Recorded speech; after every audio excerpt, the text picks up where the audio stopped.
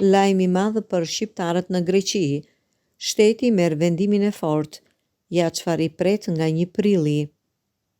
Kryeministri i Greqisë, Kyriakos Mitsotakis, ka njoftuar rritjen e pagës minimale nga 830 euro në 880 euro, ndërsa tha se synon që në fund të mandatit 4 vjeçar paga minimale të jetë 950 euro.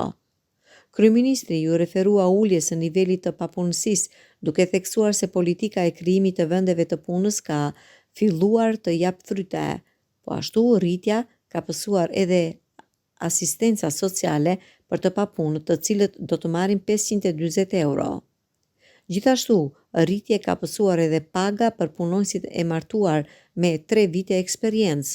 Ata do të marrin 1258.4 euro, ndërsa punëtorët e pa kualifikuar do të marrin 39.4 euro në ditë.